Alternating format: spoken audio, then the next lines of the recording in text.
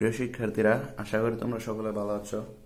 আজকে আমরা আলোচনা করব এইচএস এর special uses of phrases and words. এটা মূলত ইংলিশ সেকেন্ড পেপারে তোমাদের 10 মার্কের এসে থাকে।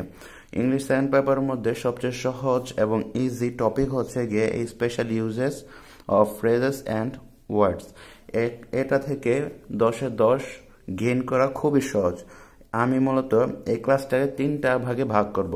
প্রথম 2 ভাগে হচ্ছে গিয়ে নিয়ম বোঝাবো এবং পরের ভাগে হচ্ছে গিয়ে যত প্র্যাকটিস আছে, কনফিউশন পার্ট আছে তোমাদের, সেগুলোর উপর একটা ক্লাস নেব। তো এখানে আমি 10টা হতে 15টা এরকম আছে ওয়ার্ড, এগুলোই ঘুরে ফিরে এসে থাকে। তো এগুলো আমি তোমাদের করাবো। তো প্রথমে যেটা আসে 1 নাম্বার, সেটা হচ্ছে গিয়ে বর্ন, মানে B born, BORN, born. Born মানে এটা মানে হচ্ছে জন্মগ্রহণ করা। এটা ইউজুয়ালি আসে থাকে was born, was BORN, was born অথবা ওয়ার বর্ন, যেটা হোক, ইউজুয়ালি এসে থাকে তোমাদের ওয়াজ বর্নটা। তো এই ওয়াজ বর্ন তোমরা কোন সময় ব্যবহার করবে, কিভাবে ব্যবহার করবে, তো এটার জন্য কয়েকটা শর্ট ট্রিক্স আছে। সেগুলো হচ্ছে 1 নাম্বার, এখানে শাল থাকবে। কি থাকবে? শাল থাকবে। শাল দেখে তোমরা বুঝতে পারবে খুব সহজে যে এখানে ওয়াজ বর্ন বসবে। তারপরে 2 নাম্বার হচ্ছে গিয়ে জায়গা থাকবে। জায়গা থাকবে। মূলত এই 2টা দেখেই তোমরা চিনতে পারবে যে কোন জায়গায় ওয়াজ বর্ন বসবে। তো এখন যদি আমি তোমাদের একটা এক্সাম্পল দিয়ে বোঝাই, তাহলে আরো সহজ করে বুঝতে পারবে। সেটা হচ্ছে গিয়ে, এখানে একটু লক্ষ্য করো, তোমাদের এই জায়গাটায় গ্যাপ থাকবে। এই জায়গায় তোমাদের ওয়ার্ড লিখতে বলবে। তো আমি বলেছিলাম যে ওয়াজ বর্ন বসবে সাল থাকলে। এখানে দেখো তোমরা 1988 রয়েছে, একটা সাল রয়েছে, তার মানে এই গ্যাপটাতে কি বসবে? ওয়াজ বর্ন বসবে। জেনি ওয়াজ বর্ন, জেনি জন্মগ্রহণ করেছিল ইন 1988, 1988 সালে জন্মগ্রহণ করেছিল। এটা আরেকটা যদি এক্সাম্পল দেই, সেটা হচ্ছে গিয়ে, এখানে দেখতে পারবা যে এখানে জায়গা রয়েছে বা দেশ রয়েছে। তো রাফি ড্যাশ ইন বাংলাদেশ, রাফি বাংলাদেশে ইন হিজ মাদারল্যান্ড, তার জন্মভূমিতে। তো এখানে একটা জায়গা রয়েছে, এখানে বলছিলাম যে শাও থাকবে অথবা জায়গা থাকবে। তো এখানে রয়েছে একটা জায়গা বাংলাদেশ, তার সে হতে এখানে কি হবে? Rafi was born, Rafi was born in Bangladesh, বাংলাদেশটা কি? ইন হিজ মাদারল্যান্ড, তার মাতৃভূমিতে। তো এটা হচ্ছে গিয়ে বি বর্ন মানে ওয়াজ বর্নের ব্যবহার। তো আরেকটা ব্যবহার হচ্ছে গিয়ে যেটা খুব ইম্পর্টেন্ট, সেটা হচ্ছে গিয়ে ইট। এই ইটটা বাক্যের প্রথমে বসবে, এটাকে বলা থাকে ইন্ট্রোডাক্টরি ইট। এটা মূলত কোন সময় আমরা ব্যবহার করে থাকি? এটা একটা বাক্যের প্রথমে গ্যাপটা থাকবে, ওইখানে আমার এটা বসাতে হবে। তো তোমাদের যদি এই ইট এবং দেয়ার, THERE, দেয়ার, এই 2টা একসাথে বোঝাতে পারি কম্পেয়ার করে, তাহলে তোমরা খুব সহজেই বুঝতে পারবে কোন জায়গায় দেয়ার বসবে এবং কোন জায়গায় ইট বসবে। মূলত এই 2টাই বাক্যের প্রথমে বসে থাকে। তো দেয়ার কোন সময় বসবে? যদি আগে দেয়ারটা বোঝাই, সেটা হচ্ছে দেয়ার কোন জায়গায় বসে? দেয়ার, দেয়ার দ্বারা মূলত আমাদের কোনো জায়গাকে বোঝায়। কি বোঝায়? জায়গা। কোনো জায়গাকে যদি বোঝানো হয়, তাহলে সেই জায়গায় দেয়ার বসবে। কোনো যদি জায়গাকে বোঝায়, তাহলে সেই জায়গায় কি হবে? দেয়ার বসবে। অথবা বাস করা, বাস করা, বসবাস করা, বাস করা বোঝালে এখানে কি বসবে? দেয়ার বসবে। অথবা কোনো কিছু ছিল অর্থে বোঝালে, ছিল, ছিল অথবা আছে। মূলত তোমরা একটু লক্ষ্য করবা, যে সব জায়গায় জায়গা বোঝাবে বা বাস করা বোঝাবে, কোনো জায়গায় একজন বাস করছে অথবা ছিল অথবা আছে, এগুলো বোঝানো হলে সেসব জায়গা তোমরা দেয়ার বসাবা। আর এগুলো ছাড়া অন্য যেসব জায়গা থাকবে সেসব জায়গায় ইট বসাবা। যেমন ইট কোন সময় বসাতে পারবা? ইটের ব্যবহার কোন জায়গায় হবে? ইট, তোমরা ইট ব্যবহার করবা হলো গিয়ে যদি দূরত্ব বোঝায়, দূরত্ব, যেসব জায়গায় তোমাদের দূরত্ব বোঝানো হবে ঠিক সেই সব জায়গাতেই তোমরা ইট ব্যবহার করবে। দূরত্ব ছাড়াও আর কি কি রয়েছে, তোমাদের যদি সময় বোঝানো হয় প্রশ্নতে তাহলে ইট ব্যবহার করবা, তারপরে ঋতু বোঝালে ইট ব্যবহার করবা, তারপর আবহাওয়া বোঝালে ইট ব্যবহার করবা।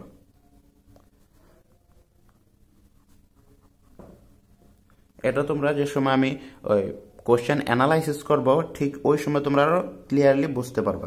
তো এখানে যদি আমি ইট এবং দেয়ারের দুইটা এক্সাম্পল দেই তাহলে আশা করি তোমাদের এটা আরো ক্লিয়ার হয়ে যাবে। এখানে একটু লক্ষ্য করো, বাক্যের প্রথমে গ্যাপ রয়েছে এবং এখানে তোমার বলা হয়েছে যে এখানে হয় দেয়ার বসবে অথবা ইট বসবে। তো এখানে কোনটা বসবে, দেয়ার নাকি ইট?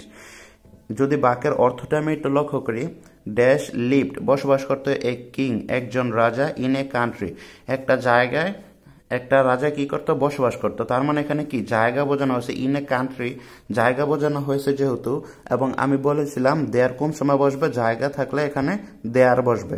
তাহলে এখানে কি ইট হবে নাকি দেয়ার হবে? এখানে অবশ্যই দেয়ার বসবে। এখন যদি আরেকটা এক্সাম্পল দেই,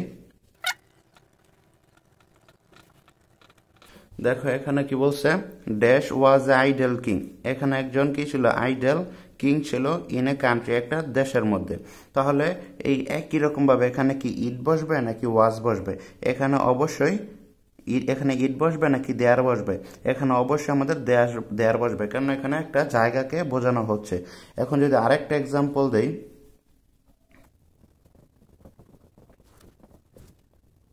এখানে লক্ষ্য করো আর এর প্রথমে কিন্তু একটা বাক্যের প্রথমে একটা গ্যাপ রয়েছে। তো এখানে কি বলছে, আর মেনি ফ্লাওয়ার্স অনেকগুলো ফুল রয়েছে ইন মাই গার্ডেন আমার গার্ডেনে। তাহলে এখানে কি একটা জায়গাকে বোঝানো হচ্ছে না? যেহেতু এখানে একটা জায়গাকে বোঝানো হচ্ছে তাই এখানে কি বসবে, দেয়ার বসবে। জায়গাকে বোঝানো হলে দেয়ার বসবে, আর এখানে বসবাস করাকে বোঝানো হচ্ছে বসবাস করা, তাহলে এখানে দেয়ার বসছে।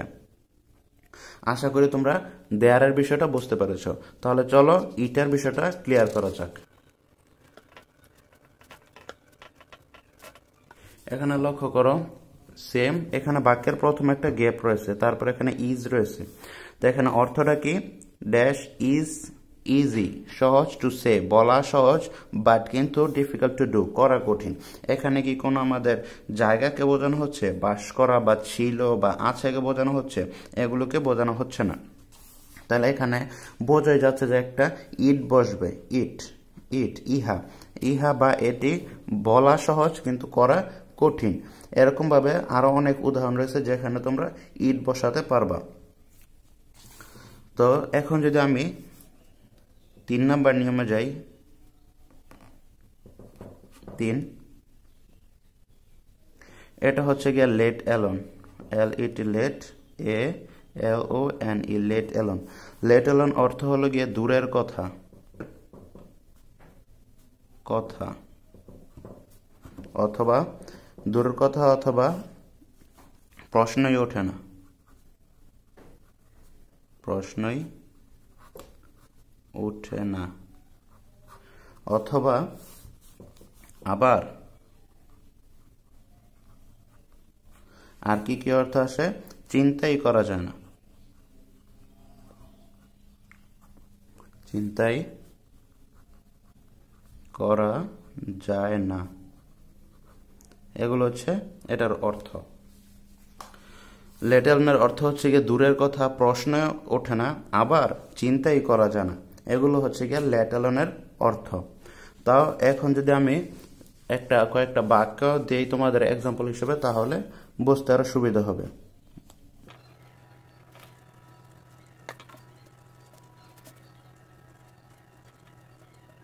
এখানে যদি লক্ষ্য করো, দীপু ইজ ভেরি পুর, দীপু হচ্ছে অনেক গরিব। She cannot buy a bicycle, সে একটা বাইসাইকেল কিনতে পারে না, ড্যাশ এ মোটর সাইকেল। তো এটা লেট অ্যালোন বসবে কিভাবে, এটা যদি তোমাদের আরো সহজ করে বোঝাই, তো তোমরা একটু খেয়াল করলে লক্ষ্য করবা, এখানে রয়েছে বাইসাইকেল আর এখানে রয়েছে মোটর সাইকেল। দামি কোনটা, বাইসাইকেল নাকি মোটর সাইকেল? মোটর সাইকেল অবশ্যই দামি। তো দেখবা যে গ্যাপের দুই পাশে একটা দামি বস্তু রয়েছে আর একটা কম দামি বস্তু রয়েছে, অথবা একটা বড় বস্তু রয়েছে একটা ছোট বস্তু রয়েছে। এরকম থাকলে সেই সব ক্ষেত্রে তোমরা লেট অ্যালোন বসাবে। যেমন এখানে রয়েছে দীপু ইজ ভেরি পুর, দীপু অনেক গরিব। She cannot buy a bicycle, সে একটা বাইসাইকেল কিনতে পারে না। একটা মোটর সাইকেল তো দূরের কথা, অথবা একটা মোটর সাইকেল যে কিনবে সেটা চিন্তাই করা যায় না, এরকম অর্থ কি আসবে। একটা বড় জিনিস একটা ছোট জিনিস এর মধ্যে পার্থক্য থাকবে, অথবা একটা দামি জিনিস একটা কম দামি জিনিসের মধ্যে পার্থক্য থাকবে, এরকম ভাবে পার্থক্য থাকবে। তাহলে এখানে হবে কি লেট অ্যালোন। এসব ক্ষেত্রে কি বসবে? Let alone.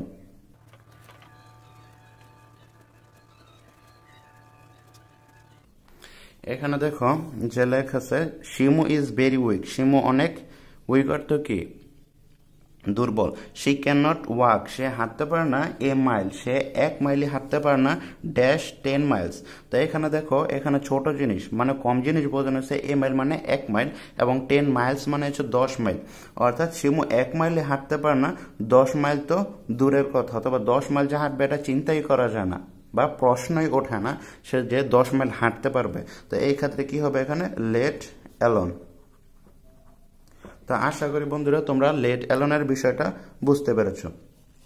তাহলে চলো আরেকটা বিষয় দেখানো যাক।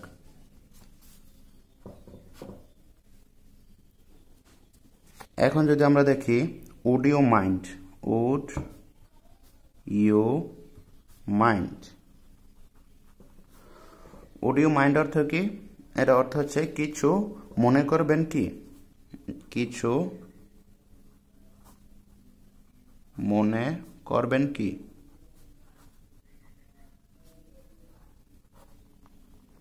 কিছু মনে করবেন কি, অথবা বিনয়ীভাবে কিছু জিজ্ঞাসা করা হয় বা প্রশ্ন করা হয় বা দিলে ভালো হয়, বিনয়ীভাবে রিকোয়েস্ট করা হয়, এরকম অর্থে আমাদের উড ইউ মাইন্ড বসে। তো উড ইউ মাইন্ড কোন সময় বসবে? এটা মূলত বাক্যের প্রথমে বসবে, এবং একটা সহজ ট্রিক্স হচ্ছে গিয়ে উড ইউ মাইন্ড চেনার যে কোন জায়গায় উড ইউ মাইন্ড বসবে, সেটা হচ্ছে গ্যাপের পরে ভার্ব 1 প্লাস আইএনজি বসবে। অর্থাৎ জিরান্ড অথবা পার্টিসিপল যেটাই বলো, ভার্ব 1 আইএনজি বসবে গ্যাপের পরে, তারপরে অন্য বিষয় থাকবে। সেই সব ক্ষেত্রে আমরা উড ইউ মাইন্ড ব্যবহার করব। যদি দুইটা এক্সাম্পল দেই তাহলে আরো সহজ হবে তোমাদের। এখানে দেখো প্রথমে বাক্যের প্রথমে রয়েছে একটা গ্যাপ, তারপরে কি বলছে? Giving me a glass of water. তাহলে এখানে দেখো এটা কি ভার্ব 1 প্লাস আইএনজি রয়েছে। যেহেতু ভার্ব 1 প্লাস আইএনজি রয়েছে, তো সেই ক্ষেত্রে আমরা চোখ বন্ধ করে এখানে লিখব would you mind, would you mind. এসব ক্ষেত্রে উড ইউ মাইন্ড বসবে।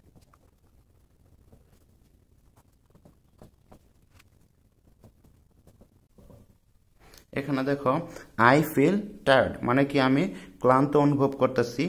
তারপরে কি রয়েছে? বাক্যের প্রথমে একটা গ্যাপ রয়েছে, giving me live in your কার, আমাকে কি তোমার গাড়ির মধ্যে জায়গা দেবে বা এরকম কিছু বোঝানো হচ্ছে। তার মানে এখানে কি বিনয়ীভাবে রিকোয়েস্ট করা হচ্ছে। তাছাড়া আরেকটা রয়েছে এখানে বাক্যের প্রথমে ভার্ব 1 প্লাস আইএনজি আছে, এবং আমরা জানি বাক্যের প্রথমে যদি ভার্ব 1 আইএনজি হয় তাহলে সেই ক্ষেত্রে কি হবে?